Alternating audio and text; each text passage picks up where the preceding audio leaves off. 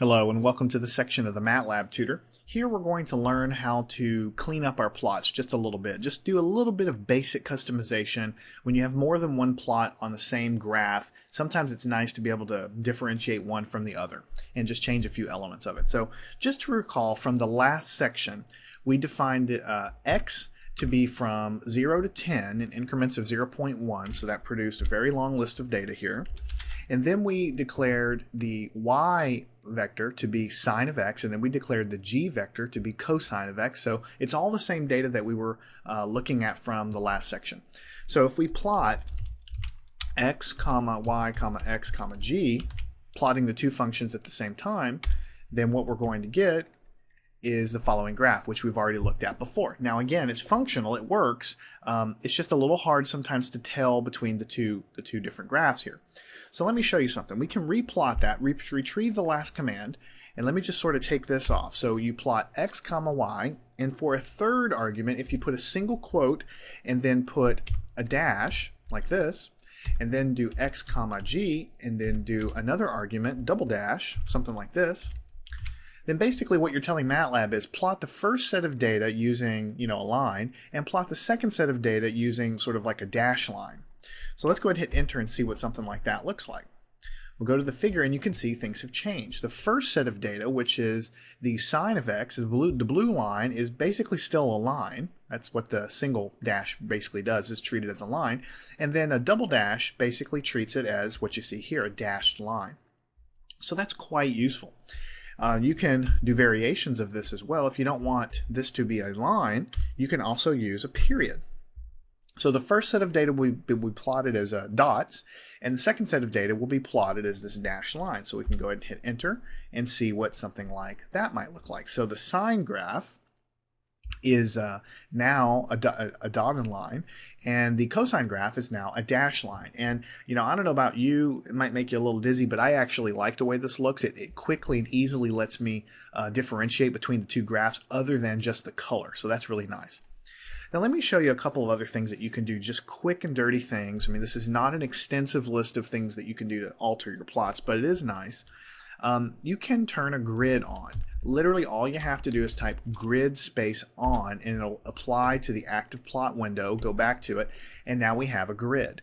It sometimes makes the graph not as readable, but sometimes if you're trying to reference a graph and you're trying to constantly read off of a chart, it's nice to have a grid there. If you get tired of looking at it, you can just go back in here and type grid off and go back to your plot window, and then you'll see that it's gone.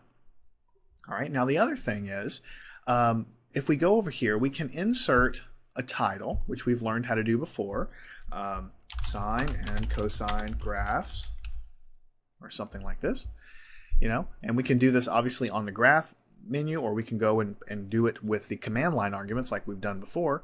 We'll just go ahead and do an X label. We'll do X axis like this, and then we'll go here, Y label, we'll do Y axis for our two functions there. So now we have X and Y, and we have a title and all that. Now we can also go insert, and you see down here where it says legend, we can insert a legend.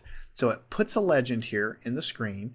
Data 1 is with a period, with a blue period, and data 2 is with a dashed line. So basically when you assign the stroke of the graph, so to speak, then when you put the legend in there, it's all connected and it knows what the data points look like for the different data sets.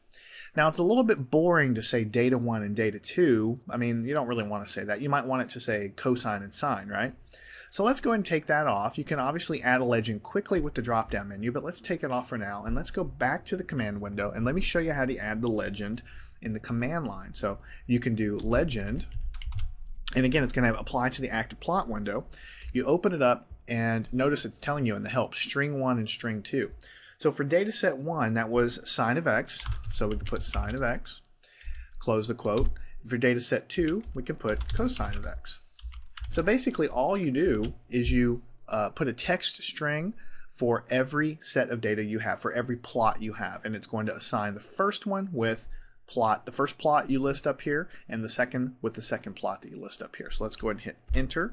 Let's go back to our plot window, and then we will see that the blue dot is associated with sine of x, and the green dashes are assigned with cosine of x, right? So, and you can go and use your data trace. You can click on the blue dots and you can trace along that graph, and then you can go over here to the green and click on that and trace in that graph. So if you're trying to find an intersection point or something pretty darn close to start hunting around for a solution, you can look down there. If you'd like to zoom in, you can go in here and box that in and see exactly where that is. Now notice that when let me go ahead and pull it right back up here.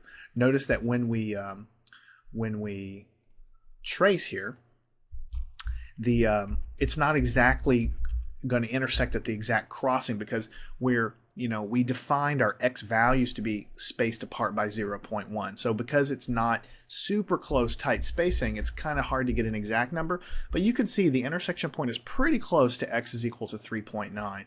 And if we really wanted to go tighten that up, we could go solve this system of equations for these two graphs and find the exact value, or we could go replot the values with a much tighter spacing in our x, and that will get a lot more points on the screen here and would be able to trace through with a lot more granularity. So I'm going to go ahead and zoom out here. So that is basically how you do basic plots and changing the basic characteristic of plots in MATLAB. There's a lot more that you can do that are kind of beyond the scope of this essential skills of MATLAB course that we've been doing here. But I hope you've enjoyed what we've accomplished. And we've accomplished a lot. We've taken you from absolutely zero knowledge of MATLAB through the user interface, how you input calculations, how you deal with variables, how you deal with matrices, how you deal with solving systems of algebraic equations, how do you deal with calculus, how do you deal with all of the little syntax along the way, and also how you do basic plotting as well. So there's a whole universe out there of additional things MATLAB can do that we'll cover in subsequent and future courses and future sections. But for now, pat yourself on the back. You understand the basic concepts of MATLAB, you understand how to get around in MATLAB, and you understand, most importantly, how to learn more. Once you understand the basic framework of how this program works, then it just opens the door for you to understand and learn more and learn it faster. I'm Jason with MathTutorDVD.com. I hope you've enjoyed this. Go back and practice the skills that we've learned here, and then go and kind of crack your knuckles and get in there and solve some real problems for yourself. And I know that you'll understand how important and how versatile MATLAB is. So go learn it and go have fun with it most of all.